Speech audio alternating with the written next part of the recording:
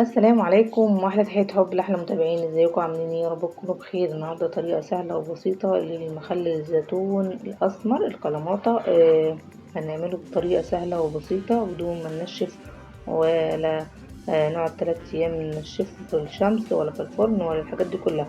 بس انا عاملة طريقة تانية عاملاها وبرضه طريقتها كويسة وحلوة وبتقعد معانا بالسنين مش سنة واحدة. لو حابين تشوفوها اتفرجوا عليها، حلوة جدا على القناة. ونسمي ونصلي على الرسول كده، نجيب الزيتون بتاعنا اللي احنا نشتريه، وطبعا بيكون مليان تراب في السوق مش نضيف، فلازم نغسله كويس جدا. نجيب كده وعاء فيه مية عادية جدا ساقعة، وهنغسله كويس جدا جدا جدا. هغسله كده معاكم تمام اهو. هنزل فيه الزيتون بتاعي واغسله وهصفيه بالشكل ده. نغسله كويس جدا ونقيه، لو في اي حاجة بايظة نشيلها طبعا ونغسله، بس نحافظ عليه علشان الزيتون الاسمر ما يستحملش زي الزيتون الاخضر. ونطلعه كده ونصفيه، لو في اي حاجة برضو نشيلها واحنا بنغسله. نغسله مرة واتنين وتلاتة لما ينضف. وبعد كده هنجيبه ونحطه كده على فوطة ننشفه من اي مية كويس جدا بدون ما نحطه في الشمس ولا الفرن. بتجيبي فوطة وتفضيه عليه كده وتسيبيه يتهوى شوية من المية اللي فيه، بس كده. فوطة مطبخ نظيفة قطن كده تحطيه عليه شوية وبتشيليه من على الفوطة بتاعتك.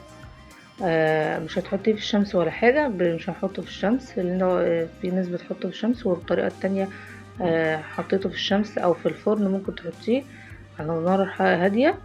شوفي الطريقة التانية لو عايزة تعمليها الطريقة التانية. أنا عندي إزازة هنا، وفضل طبعا أي إزازة من دي كده.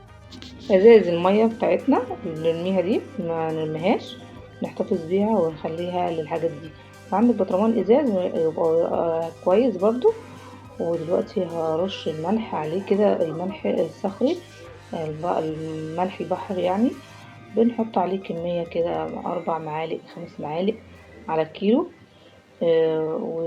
ونقلبه ونسيبه لما المية بتاعته تسود كده ويبقى فيه مية كتير، يعني يوم يومين حسب ما المية هتشوفيها عندك.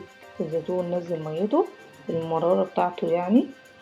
انا سبته يوم، بصوا اهو بالشكل ده، وصفيت منه المية اللي طلعت تمام. كفاية كده. وهشطفه تاني، اغسله كويس، اغسله كويس جدا. وبعد كده هضيفه في قلب الازازة، طبعا الازازة ناشفة وكويسة ونضيفة. وانا عملت الزيتون التاني حلو جدا، طلع جميل جدا. هوريكم في الاخر طلع استوى وكلنا منه وقرب يخلص كمان. هوريكم في الفيديو في الاخر. كده هعبي كده البطرمانات بتاعتي او الازاز بتاعتي، واقولك ازاي ما يعفنش معاكي ويطلع ريم حتى لو عملتيه بالطريقه دي. الطريقه ديت حلوه وجميله ونستخدمها في الفيديو التاني. بس هتقولي ازاي فضيتيه من الازازه. لما استوى معايا فضيته في بطرمان صراحه، وحطيته في التلاجة.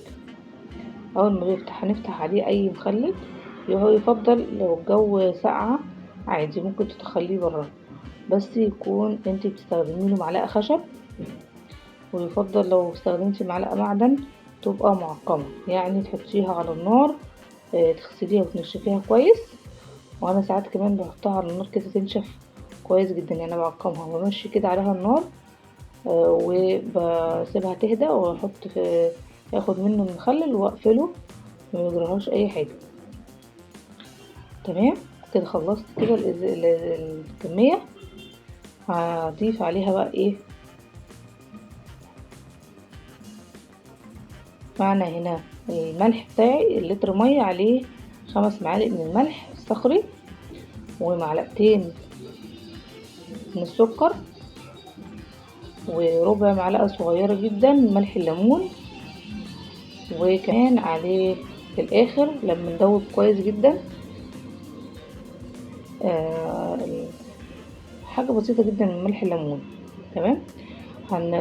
هنضيف عليه في الاخر ربع كوباية صغيرة كده من الزيت، زيت زيتون، زيت عادي على الوش. لو انت خايفة اللي هو يعمل لك كريم او حاجة، الصراحة انا بحطش.